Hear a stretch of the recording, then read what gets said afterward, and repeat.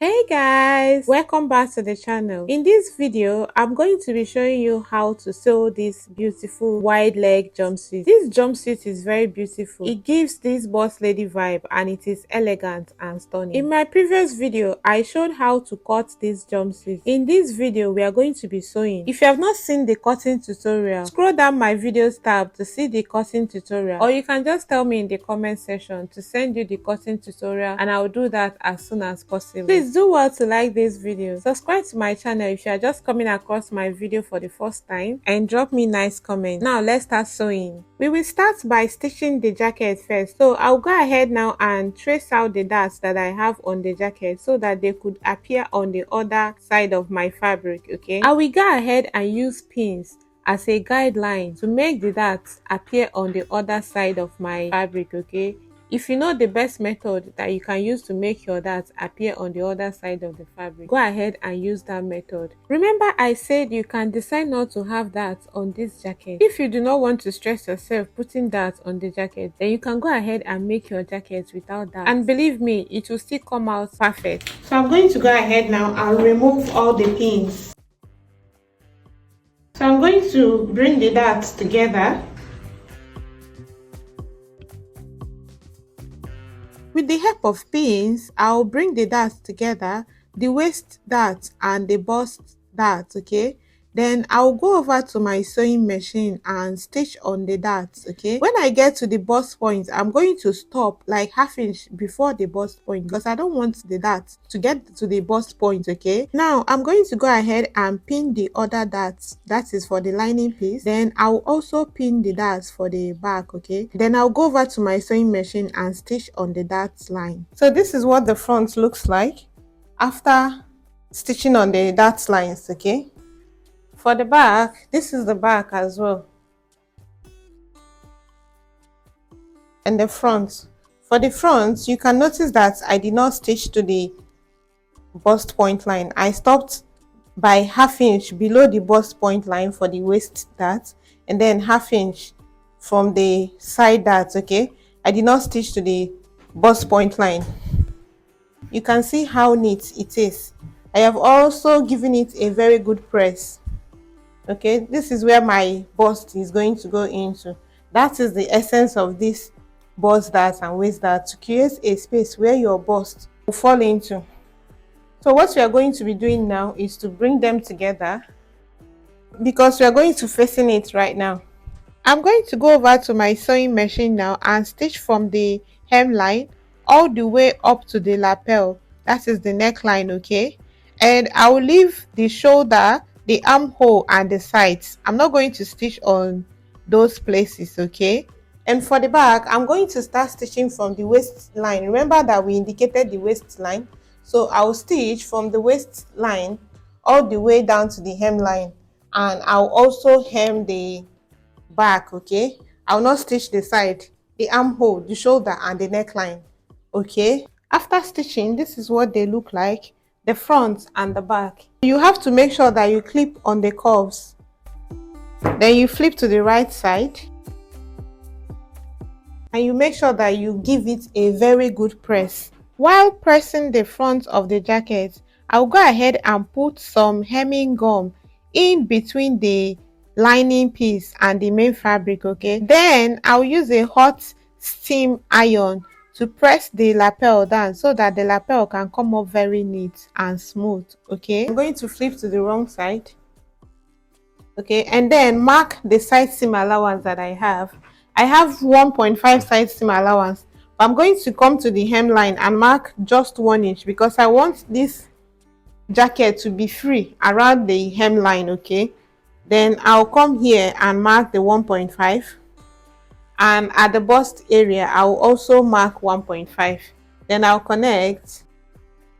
Then I'll mark on the other side as well.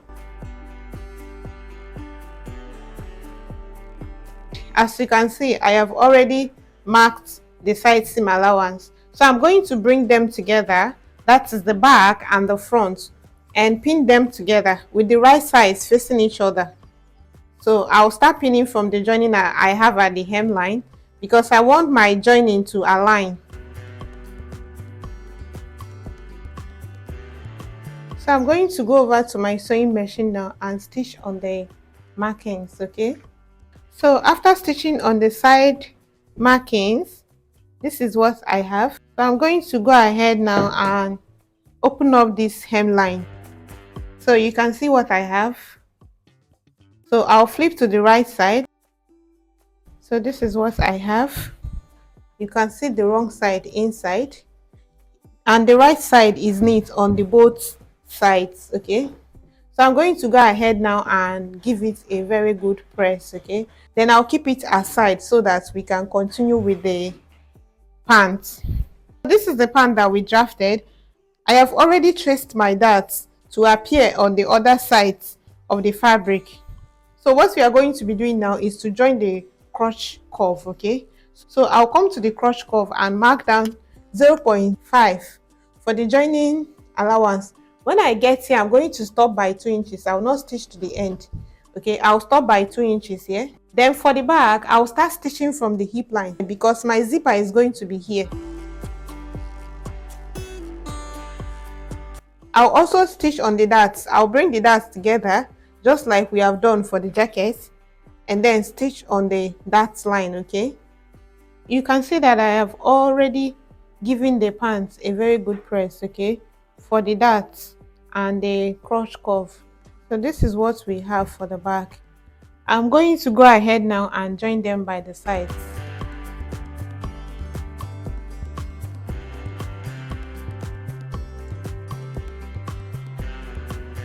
If you want, you can actually put pockets. I don't want to put pockets on mine.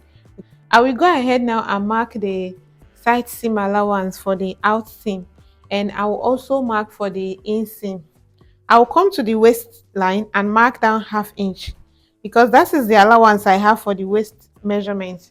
And I'll come to the hip line and mark ½ inch as well because that is the allowance I have too at the hip line.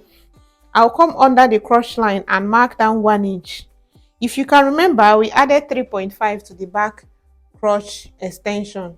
Okay, I'm going to be marking 1 inch on this side, and on the inseam I'll mark 1.5. So I'll mark this 1.5 down to the hemline. I'll also mark the 1 inch that I have here down to the hemline. Okay,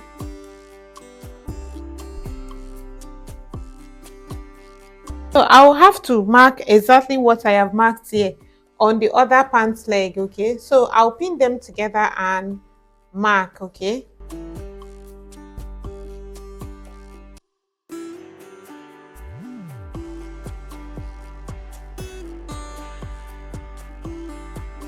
I'm going to go over to my sewing machine now and stitch on the markings that I have, and I will also hem the hemline. Okay, after stitching on the side seam markings and then the inseam, this is what I have. I went ahead to give it a very good press. It is important that you press every single step when making a pant. Okay, if you want to have a good result. So all you have to do now is to close up a space here from the front crotch curve to the back crotch curve. Okay, I will keep the pants aside so that we can continue with the body. So this is the back and the front bodice that we drafted. I had to cut lining piece. If you want, you can just pipe the neckline if you don't want to add lining, or you can just cut out facing piece for the neckline. Okay, but I had to use the same fabric as lining piece for it so that the fabric will also be thick. Okay, the first thing we are going to be doing now is to fasten the neckline for the front. So I will go over to my sewing machine and stitch on the neckline. So this is what the front bodice looks like after turning the neckline with the facing piece. So this is it. What I'm going to do now is to mark my side seam allowance. Okay, on the wrong side of my fabric, I'll mark my side seam allowance, which is 1.5. I will carefully mark the 1.5 side seam allowance on both the lining piece and the main fabric. Okay, both for the front and the back. Then I'll go over to my sewing machine and join them together by the sides. Okay, after stitching on the side seam marking, this is what it looks like. Okay, and this is the lining piece for the front. Can you see? So I'm going to get the lining piece for the back and also pin it together to the lining piece of the front. Okay, I'm going to stitch the two lining pieces together for the front and the back just to ensure a neat finish. This is what the bodice looks like. So what I'm going to be doing now is to get the jacket, get the armhole and pin it together to the armhole of the bodice. So I'll come to the shoulder and also pin the shoulder together. I'll come to that front shoulder line and I'll mark out 1/2 inch seam allowance that I'll use and join the sleeve. Okay, then I'll bring this one backwards and place it on that seam allowance. Okay, and pin it down. I'll pin the jacket to the back as well, and then to the zipper allowance line because the jacket is going into the zipper. Okay, this is the lining piece for the back neckline. I'll take it aside because I'm going to use it to facing the neckline. I am not pinning it together. All right, I'm going to go ahead now and mark the zipper allowance. I'll go ahead now and install the zipper. All right, then I'll stop at 1 inch here. Okay, because I'm still going to extend this zipper down to the pants. Okay,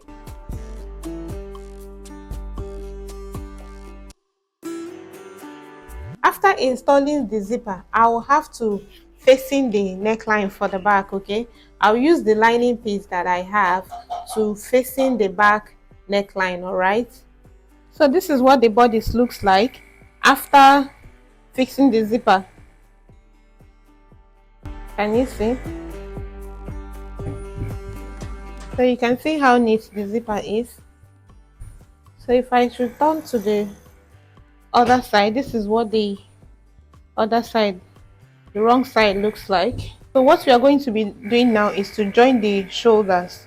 So I'm going to get the shoulders and pin them down. I'll pin the main fabric of the front to the main fabric of the back and then pin the lining together with the right sides facing each other.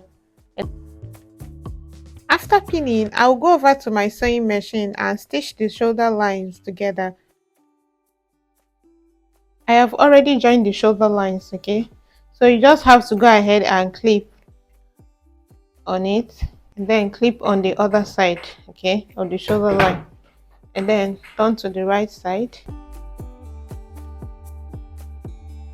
You can see that the inside is neat as well as the out. Okay, so I'll go ahead and cut out the sleeve. I will go ahead and cut out a basic sleeve, that is 3/4 sleeve. Okay, if you don't know how to draft or cut a basic sleeve, tell me in the comment section and I'll send you a detailed tutorial on how to cut a basic sleeve. Then I'm going to go ahead now and fix the sleeve to the bodice. Okay, so now this is what it looks like. We are going to be joining the bodice to the pants. I have taken the jacket aside. This is the pants. I'll pin the middle of the pants to the middle of the front bodice and I'll pin all round. I'll make sure that the side lines align.